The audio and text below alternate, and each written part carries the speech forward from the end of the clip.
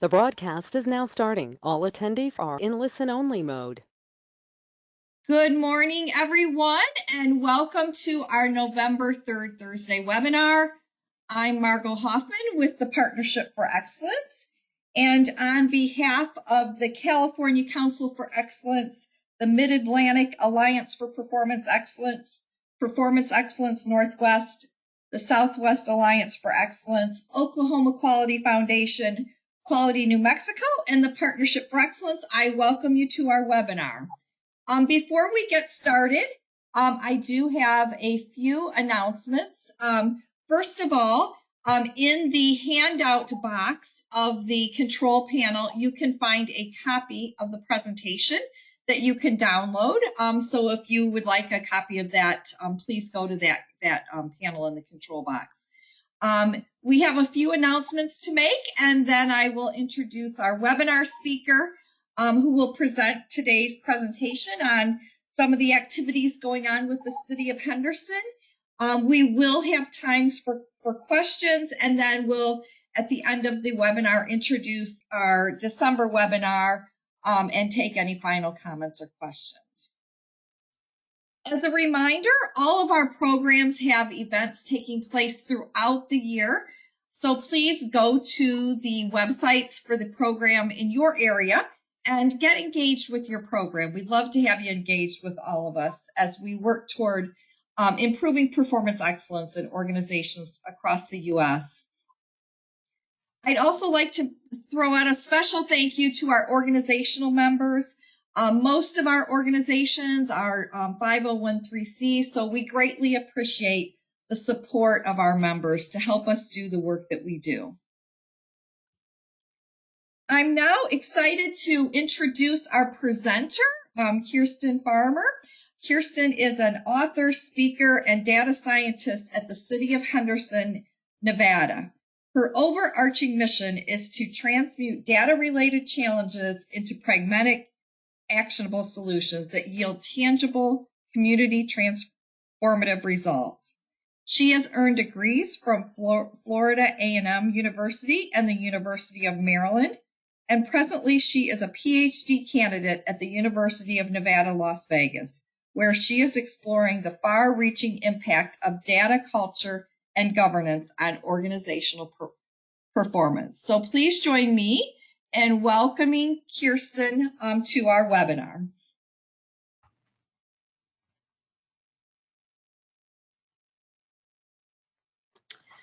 Thank you so much for that warm welcome, Margot.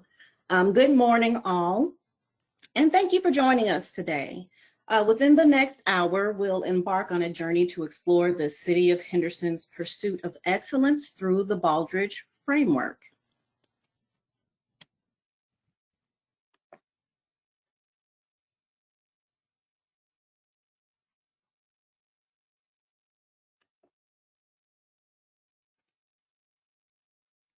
Let's begin by outlining what you can expect from today's presentation.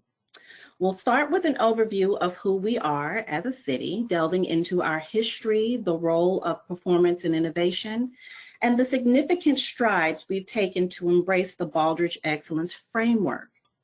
We'll also discuss how we know that Baldrige is working for us. So let's dive right in and begin our exploration of the remarkable City of Henderson.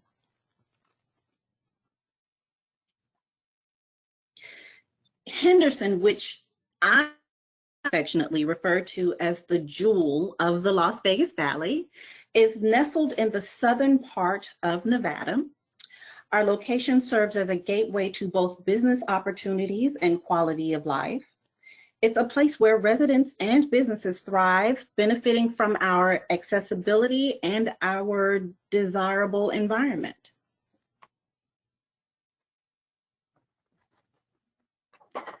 So Henderson has humble beginnings. It was born in America's defense during World War II with the building of the basic magnesium plant that supplied the U.S. War Department with magnesium for munitions and airplane parts.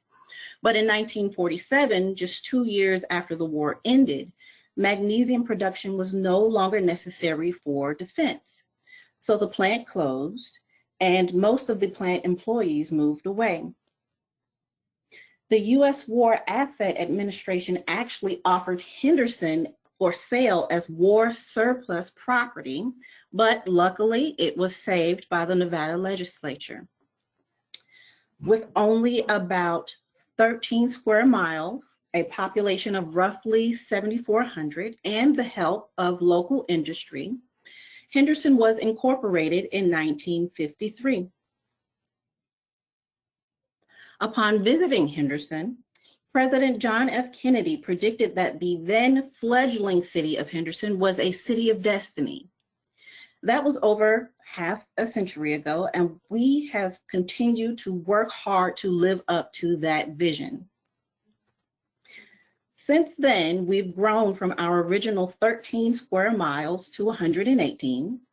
We've become one of America's fastest growing cities with a population of approximately 330,000, with outstanding parks and recreation facilities and schools, highly accredited and recognized departments, and progressive business development.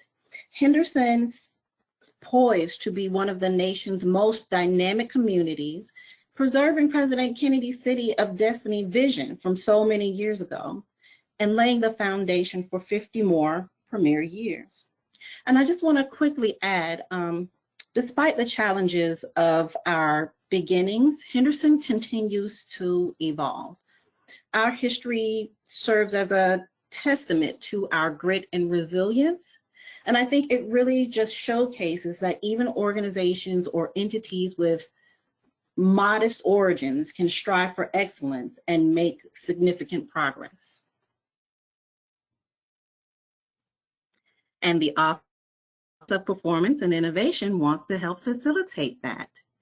We're an internal support office working collaboratively with city departments to maximize organizational performance. We are open for business and we are here to facilitate positive change. We do that by supporting the strategic planning, customer service, data and analytics, continuous improvement, and policy and project support, and change management concerns for each department. Through partnerships with various city departments, OPI has successfully implemented data-driven initiatives that have streamlined processes, enhanced service delivery, and empowered our workforce.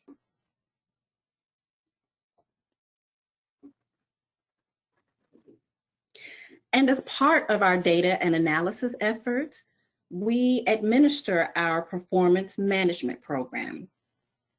We use our performance management program to introduce the Baldrige framework to the organization. And I think we're all at least a little familiar with the framework, but Baldrige is a non-prescriptive framework that empowers your organization to reach its goals, improve results, and become more competitive through data-driven decision-making. It incorporates proven practices on current leadership and management issues into a set of questions that help you manage all the components of your organization as a unified whole. The Baldrige criteria are the pillars upon which our journey to excellence is built. So let's explore just a tiny bit these 7 essential categories. So we have leadership. Leadership is the foundation of any successful organization. The Baldrige criteria ask that questions that encourage senior leaders to reinforce our values, engage our workforce, and set high performance expectations. Just a couple of examples of questions that could be asked out of this criteria. How do senior leaders' actions reinforce the organization's values and expectations regarding high performance and ethical behavior? Next, we have strategy. It guides us in developing strategic objectives and action plans, ensuring we implement and evaluate them effectively. simple questions from there. How does the organization implement its strategy and evaluate progress and performance? How does the organization develop its strategic objectives and action plans? Our customers are at the heart of everything we do. Baldrige asks us to engage with our customers and exceed their expectations. So questions that are built to help us do that are, how does the organization engage with its customers and stakeholders?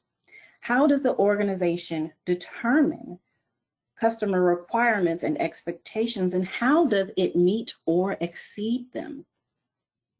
With measurement analysis and knowledge management, we all understand, especially with the day and age we're living in now, where AI is all the rage, that data is a powerful tool.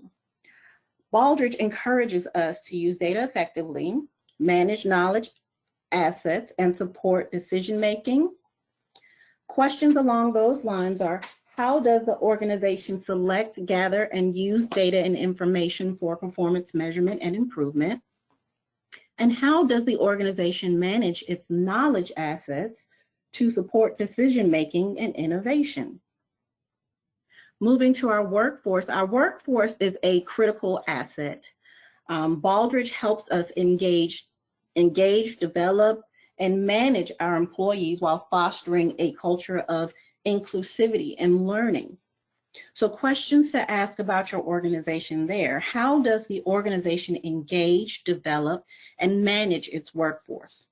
How does the organization promote a culture of inclusivity and learning?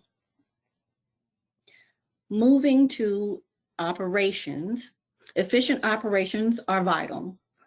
Baldrige assists us in designing, managing, and improving key processes, and thereby delivering value to our stakeholders.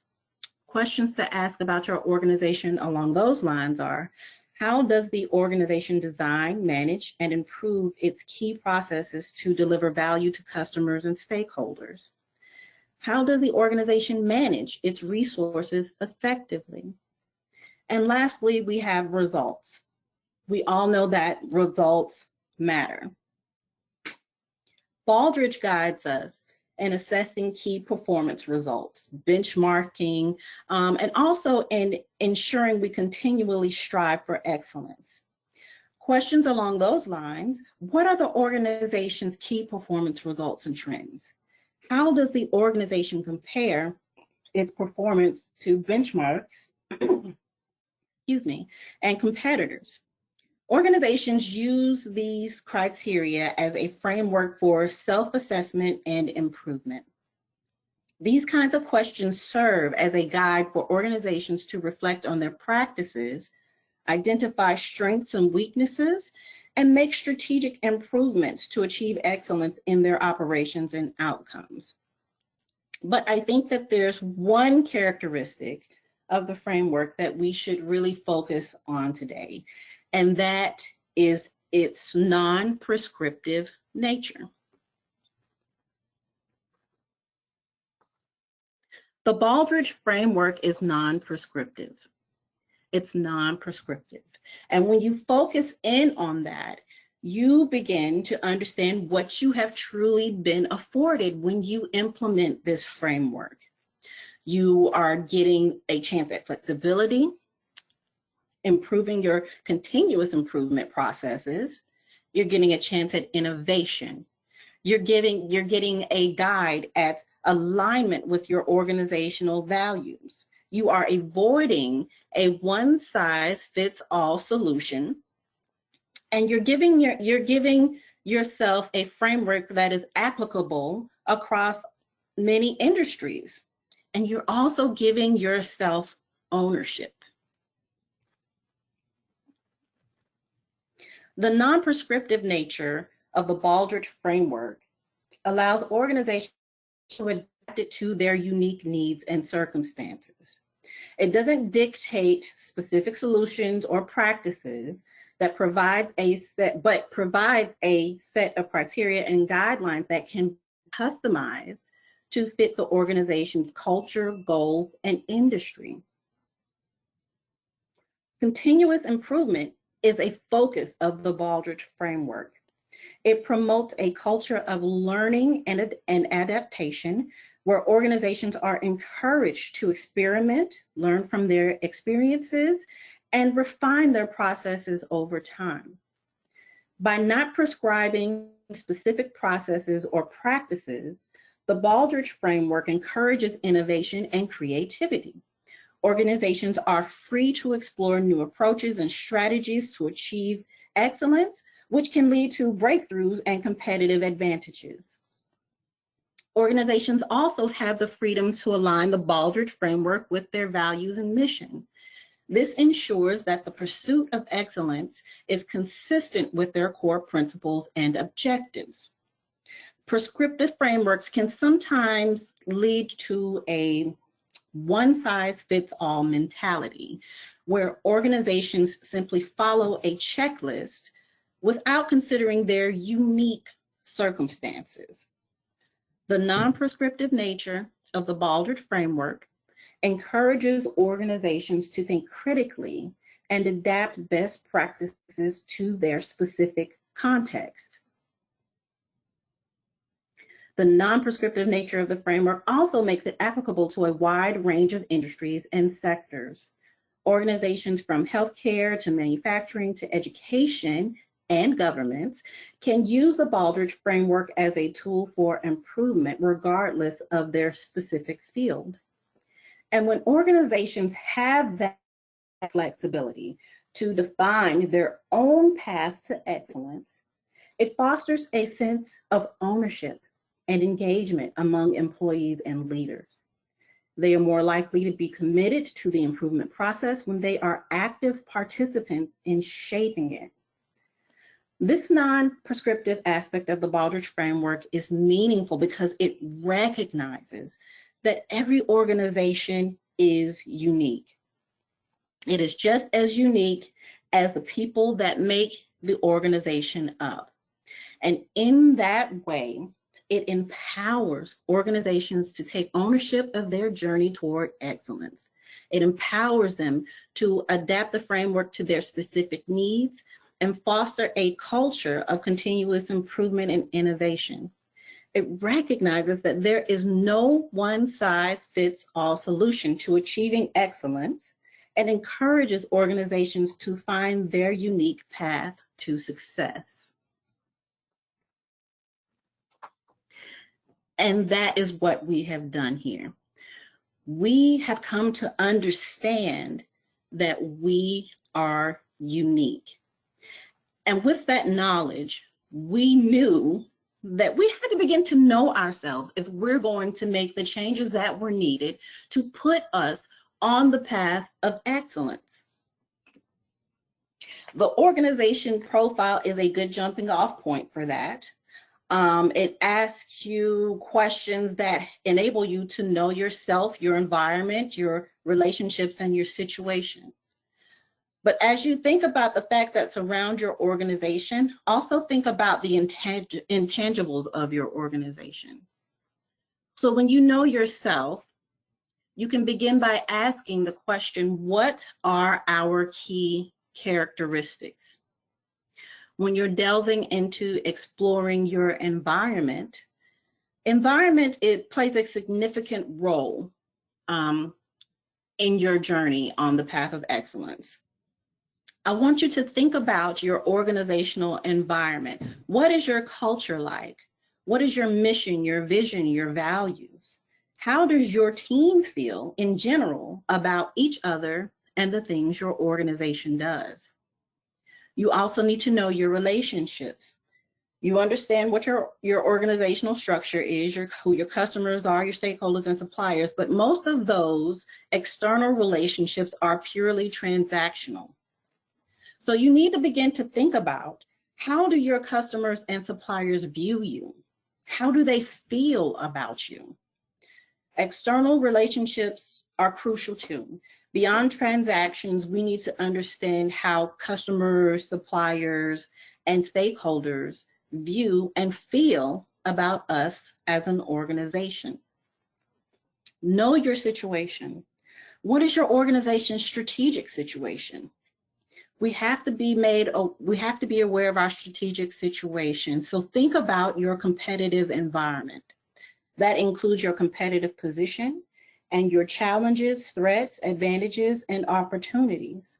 But I also want you to begin to think about how well you work with your competitors. Collaboration can be key to success, so it's important to mind your frenemies as well. With this understanding, we can tailor our implementation, and that's where the path to Premier comes into play. So with all of that in mind, excuse me, we set out to revamp our leadership system. The path to Premier is that leadership system. It is how we lead the organization and make decisions that improve performance. In terms of tangible goals, being Premier means being one of the top 10% of municipalities in the nation based on our key performance results. Revamping is an iterative process, because when you understand your organization, you understand that your key characteristics are going to change constantly. Your environment changes, your relationships and your situation changes. And thus your awareness and interpretation of the feedback you receive from all of your data and information resources changes. So you must build a leadership system that not only accounts for your current positioning, but also allows you to predict and accommodate that kind of change. And I think in our situation, in the early days, our interpretation was a little off. We took the Baldrige criteria in a more prescriptive way. You can see here how we took the exact criteria categories. We took an almost cookie cutter approach by modeling ourselves after previous winners. But we kept trying, and we'll keep trying. Every year we self-assess to better understand who we are and how we can improve upon that. You can see here our current path to Premier leadership system is a testament to our evolution and commitment to excellence. Let's explore what that means. So we've reached a level of maturity now that allows us to learn from the Baldrige criteria and use it to empower our people to maintain and generate processes, measures, and results that are meaningful to us. Leadership strategy, operation, and measurement aren't just concepts for us. They're practical aspects that define our daily practices. Example, gather information and establish requirements. This is what leadership means to us. This is the role that our leadership plays for us. What you see here about strategy, operations, and measurement and analysis, this is what that means to us in terms that everyone within our organization can understand. We've set our leadership system according to our interpretation of each tenet and made sure that each builds upon the last. And because we're taking this path, we end up with results at the top of our pyramid there that are meaningful to us. Premierness is a journey. It is a journey, and yes, we're still on that path. Our journey to Premierness has yielded impressive results, but it's not just about us. It's also about positively impacting our community. Our services, quality of life, and community satisfaction have improved. We have one of the highest community satisfaction ratings in the country. We've achieved a gold level designation from What Works Cities and Lead. We have one of the most accredited fire departments in the country. In fact, most of our departments have at least one professional accreditation. We've received national awards for our parks and ISO 14001 certification, and there's more. And I'm bragging a little bit, but I have to do that because I'm so proud of the work that we're doing here. And it's all because of our data-driven interpretation, iteration, and adaptation of the Baldrige framework and making it meaningful to our organization. And that's what we mean when we say premierness. So I told you before, in tangible terms, it means that we aspire to being one of the top 10% of municipalities in the nation based on results. And that is true. But premierness is also a feeling. Knowing ourselves meant that we cannot have one without the other. How the organization feels about Baldrige goes hand in hand with the results you experience.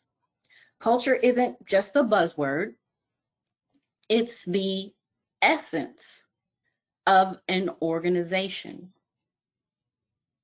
We've witnessed a remarkable shift in our culture, one that has been a true delight to the senses. I'm sure many of you had heard sayings before related to how culture rules over all. This one shown here is one of my favorites. Culture eats strategy for breakfast, coined by management guru Peter Drucker.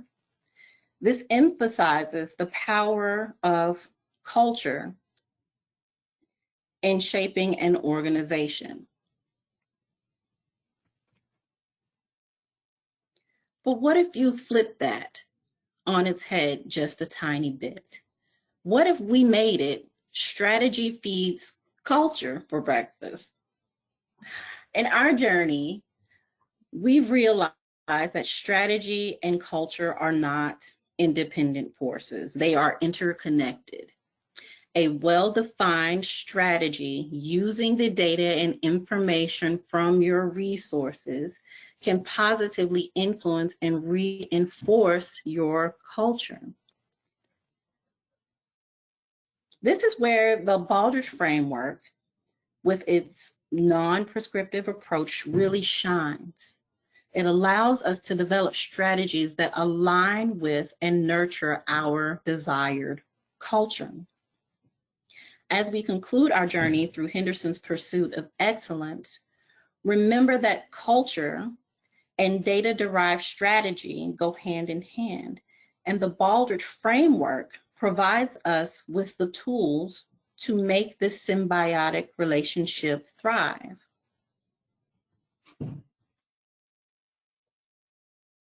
And we've reached the end of our presentation.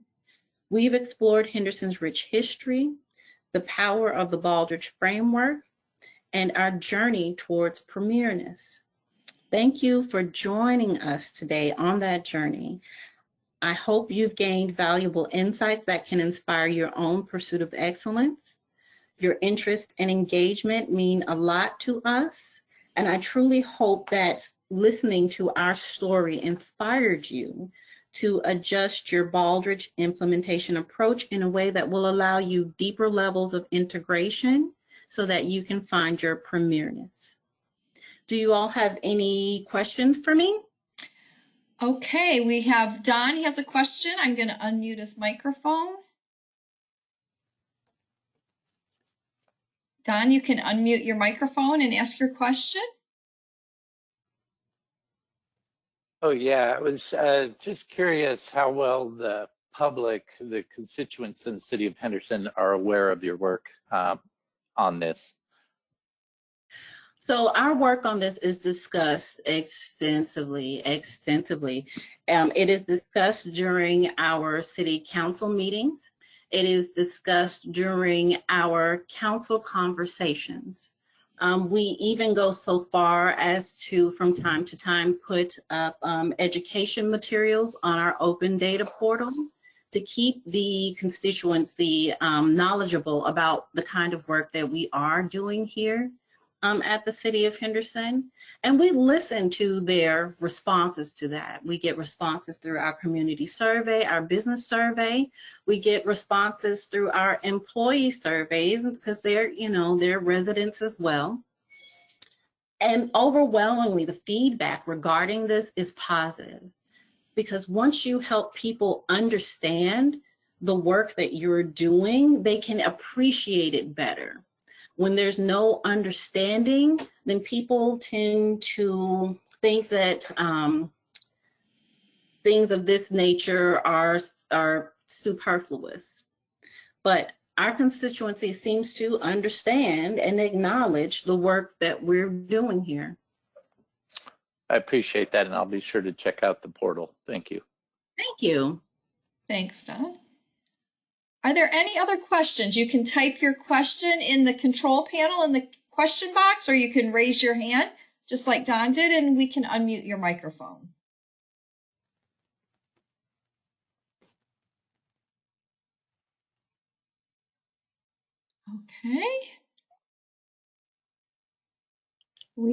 Okay, Bob, you're unmuted. Hi, Kirsten. This is Bob Mitchell with Hi, Bob. How are you? Good, thank you. Glad I was able to participate in your presentation today. I just got back from a 2-week international trip, so I made it in nick of time. I already have the answer because I've been in dialogue with several people within the city of Henderson, but I thought I'd ask the question for the benefit of your audience. There is a community known as COE, Communities of Excellence, and I was just curious what plans the city of Henderson might have with respect to participation in that variant of the Baldrige framework. Well, I think that we're going to focus on our organization's pursuit toward the first Baldrige Framework for Excellence Award.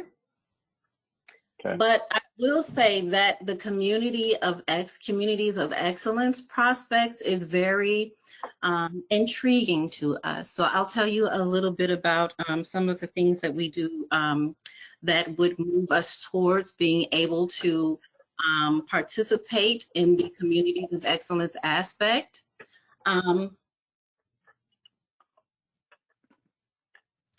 We are part of a national performance data consortium where we exchange ideas and processes and data with like-minded organizations who are also on journeys towards improving their performance as well. It is comprised of organizations that have high performance ratings in terms of their community survey.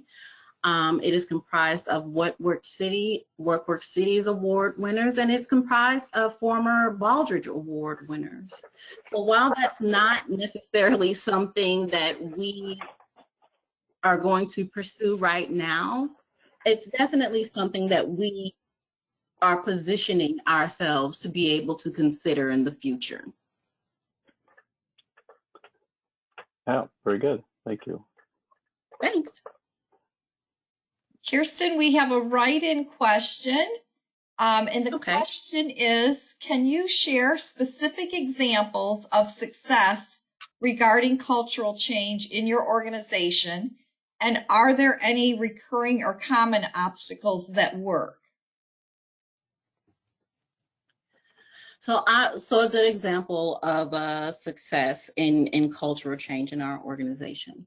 When we first started our Baldrige journey, we implemented software that we were for sure would motivate our employees and our team members on moving towards using data to inform their daily practices and their decision making. Boy, were we wrong. The software complicated things. At that time, the software was experimental. It wasn't at a phase where people who didn't necessarily understand how to use performance data to make data-driven decisions to be able to use it. So that kind of put people off of off of our Baldrige journey. It muddied the waters a lot, and because people were confused, because they didn't understand, they were not able to get on board with that. The ways that we combated that, and this is going to sound super silly, but we started to listen. We started to listen. People would say to us all the time, I don't like this software. I don't understand what I'm supposed to use it for. And initially we would ignore comments like that. But after a certain point, those kinds of things can't be ignored, right? So we started listening. We weren't necessarily putting out surveys, although eventually we did. But we just started listening to understand what the problems were that people were having. And once we were able to understand the issues that they were having, we were then able to combat that using things like creating our data steward community of practice. So our data steward community of practice is comprised of a representative from each department, at least one. For some departments, there are 2 or 3 for redundancy. But it's comprised of at least one department data steward. And with this group, what we do is we make sure that we continuously train on not only the software, but how it's meaningful to the everyday work of the people who are using it, and then having to explain it to their co-workers as well. Human beings are like, they're like sieves, right? You pour things in the top and then they filter through and drip, drip, drip, drip, drip out. Part of being successful in culture change is continuously pouring into the top of your people, continuously reinforcing the things that are meaningful to the organization, and also being willing to change with the changes that occur in things that are no longer meaningful to the people of the organization and the organization itself.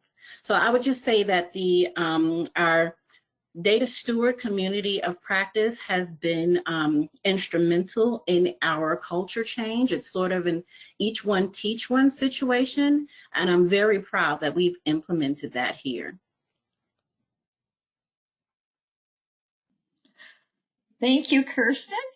One final chance for people to ask questions before we conclude the webinar. So if you do have a question, you can, again, type it in or raise your hand, and we will let you ask your question to Kirsten.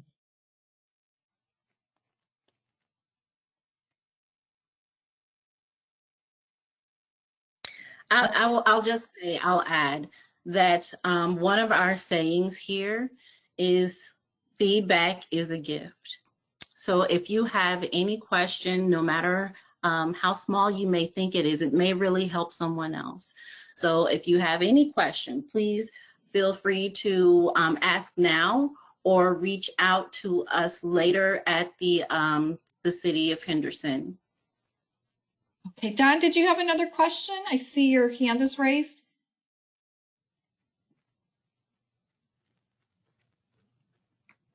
Okay, I know Denise has a question. Denise, if you unmute your microphone, you can ask your question. Good morning, and thank you for a great presentation. I wanted to ask if the City of Henderson is using the Baldrige Alliance programs as part of its journey of excellence. We do. So every year, whether we're going through the full process or not, we at the very least do the self-assessment where we take a look at ourselves and our processes and our results and try to determine how we can improve the way that we work. I will say that when you do the full application process, I just said a few seconds ago, feedback is a gift. And that is the gift that you receive when you do the full application process. When you get that objective external view of what your organization looks like to people who aren't in it every day. It really keeps you from, colloquial term, keeps you from drinking your own Kool-Aid, so to speak, right? It keeps you from believing that every single thing that you do is awesome and just the best it could possibly be. It forces you to look at yourself from a new perspective and use that information in order to be able to better yourself. So that's how we use it here. Excellent. Thank you. You're welcome.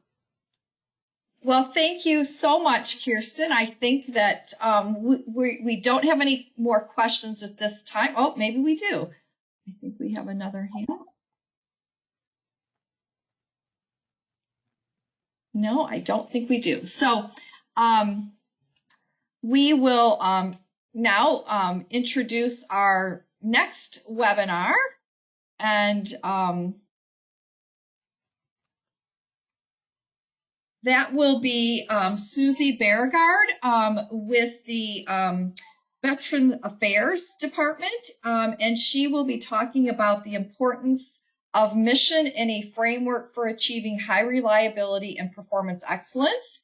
And that session will be on December 21st at 11 a.m. Eastern Time, 10 o'clock Central. And we hope you can join us. The link to register for that is here, and we will be sending out information to everyone after this webinar as well. As a reminder, if you are interested in starting the Baldrige Journey and your performance excellence initiatives and would like to work with your state program, here are the contacts for the various state programs that support these webinars.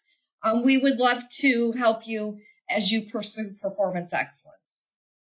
With that, I want to thank you all for joining us this morning. We appreciate your time and engagement and look forward to seeing you next month at our webinar, and hope that you all have a wonderful Thanksgiving. Bye, everyone.